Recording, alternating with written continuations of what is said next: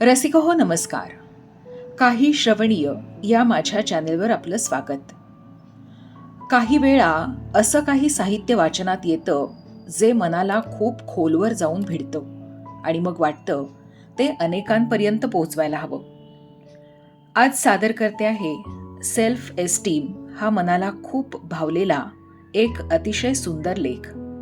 थंबनेलसाठी जो फोटो घेतला आहे तो लेखक आनंद बनसोडे यांनी पाठवलेला आहे. ऐकूयात सेल्फ एस्टीम हा लेख. लेखक आनंद बनसोडे, अभिवाचन नेहा पुजारी. बायकोला स्वतःच्या पायदळी ठेवणे, अज्ञानी ठेवणे, मारझोड करणे हेच पुरुषत्व, अशा वातावरणात मी लहानाचा मोठा झालो. प्रत्येक नवऱ्याला बायकोला मारझोड करताना मी लहानपणी पाहिलं आहे. बायको म्हणजे काय हे कळतही नव्हतं. त्या वयात लहानपणी मी माझ्या आईला म्हणालो होतो, मी माझ्या बायकोला कधीच असा त्रास देणार नाही.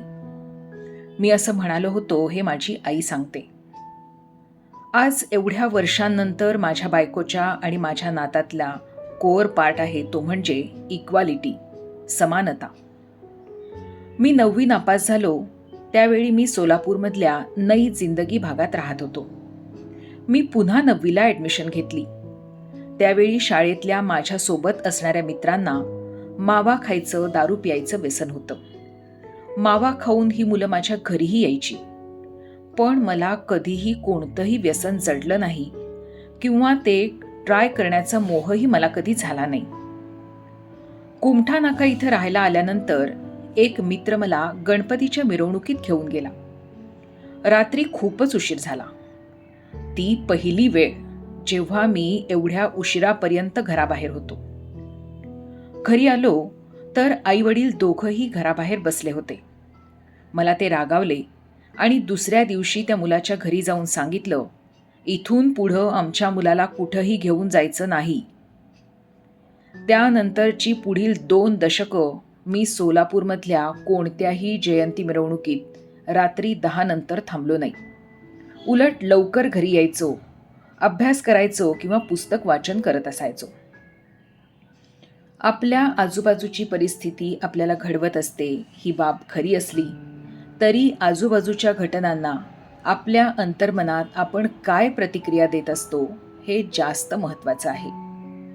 बायकोला मारलं पाहिजे अशा वातावरणात वाढताना माझ्या मनात मी बायकोला कधीच त्रास देणार नाही हा विचार येणं, व्यसनी मुलांमध्ये राहूनही व्यसन न करणं, मिरवणुकीपेक्षा पुस्तकं वाचणं ही खऱ्या अल्फामेलची लक्षणं आहेत असं मला वाटतं.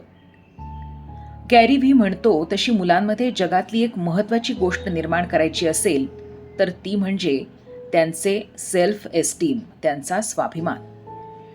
मुलांना काही टक्के मार्क कमी पडले तरी चालतील, पण त्यांचं सेल्फ एस्टीम शक्तिशाली बनवलं पाहिजे. हे सेल्फ एस्टीम मुलांना ते सर्वात वेगळे आहेत ही जाणीव करून देत असते. जसं की बायकोला मारणारे पुरुष पाहत असतानाही मला लहानपणी माहीत होतं की मी यांच्यापेक्षा वेगळा आहे. 9वी नापास झाल्यानंतर वडिलांच्या दुकानात कामाला जात असतानाही मला माहीत होतं मी वेगळा आहे.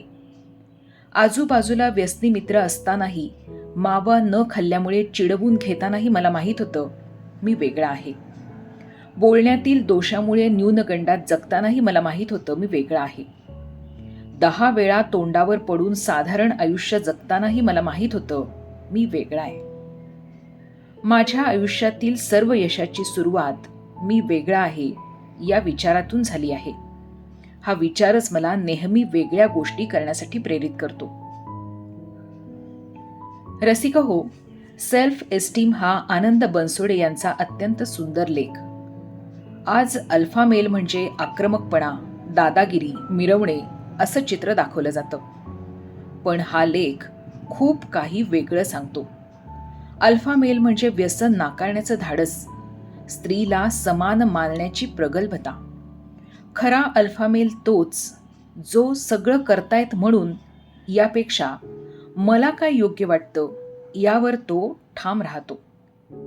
मी वेगळा आहे हा गर्वाचा नाही तर जबाबदारीचा विचार आहे. जर हे विचार एका तरी मुलाच्या मनात स्वतःबद्दल आदर निर्माण करू शकले तर हा व्हिडिओ तयार करण्याचा माझा उद्देश सफल झाला असं म्हणता येईल. आनंद बनसोडे यांचा हा अतिशय सुंदर लेख आपल्याला कसा वाटला कमेंट करून आवर्जून सांगा.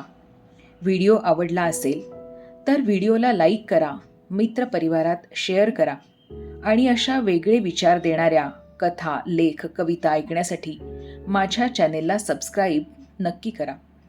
धन्यवाद.